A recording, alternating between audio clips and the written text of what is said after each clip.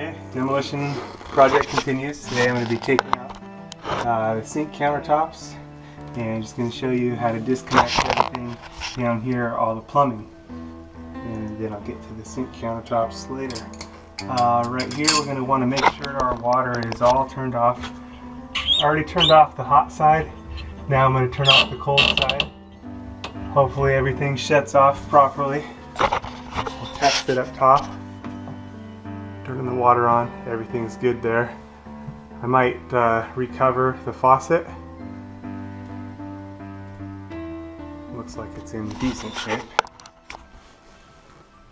Anyway, so we can disconnect the faucet here.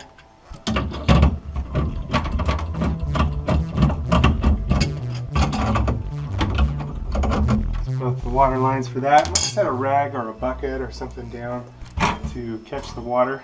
There will be some water left in those hoses.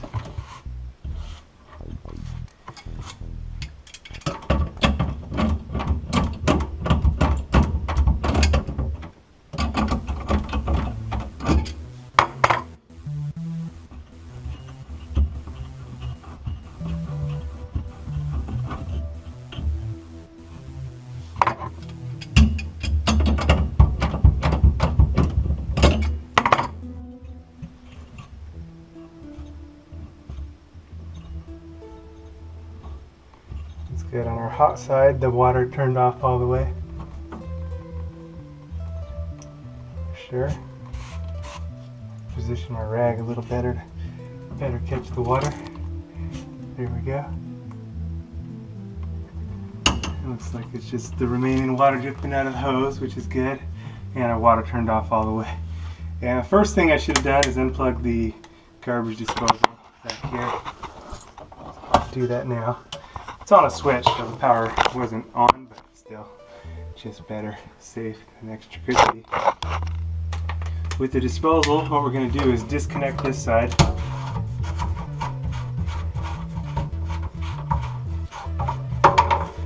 As well as undo the disposal air gap.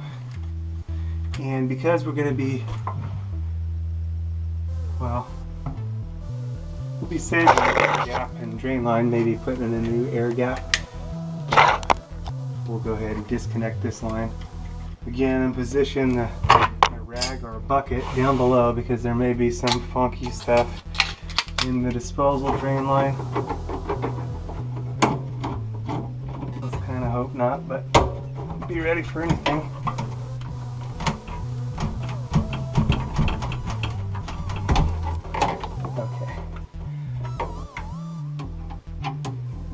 There's that.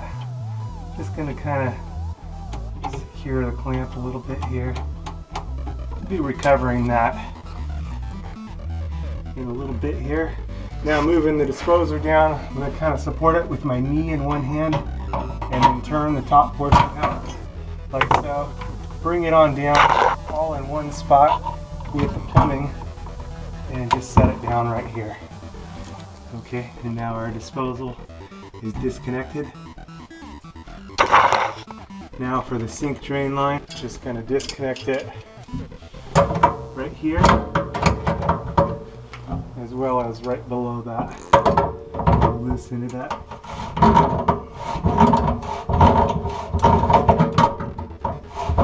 This is about the easiest way. Do it here, and then slip it down. And that's actually enough.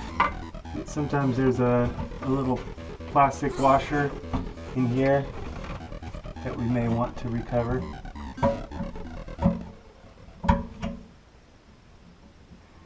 And sometimes not. Looks like this one is just all one piece.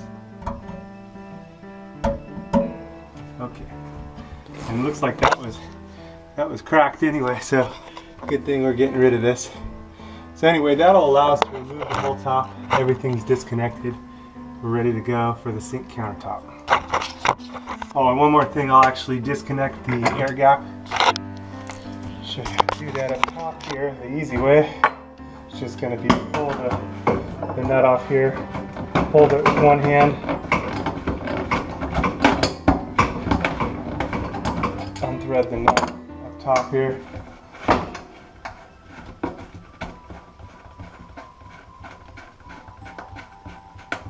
And we'll just be able to push it on through once we clear the threads, that is.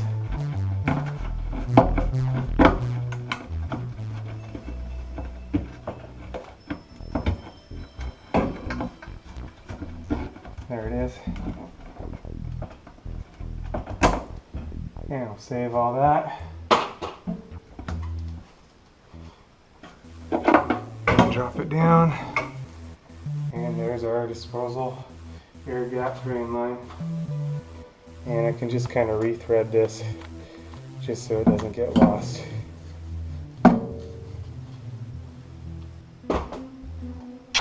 Set it in my parts pile. Good to go. And now for recovering this faucet.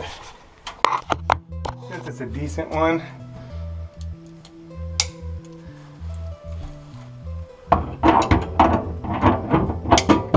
just use the old basin wrench here, twist off the supply line, just enough to loosen it up there. Get it on both sides, the same like that.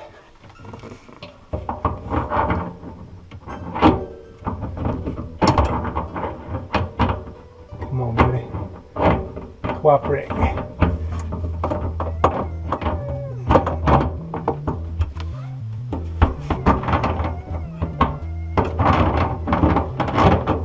There we go. That'll get us the supply lines off of there.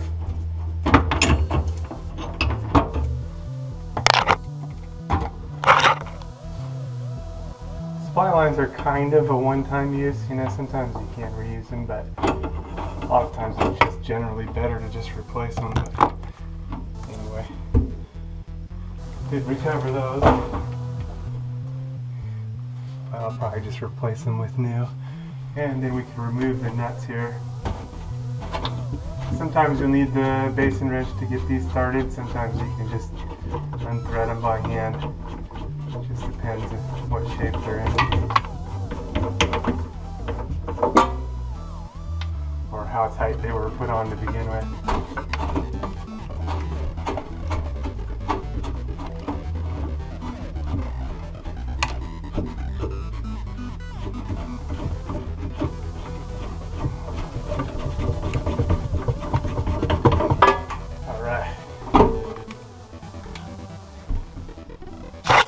Now we can cover the faucet.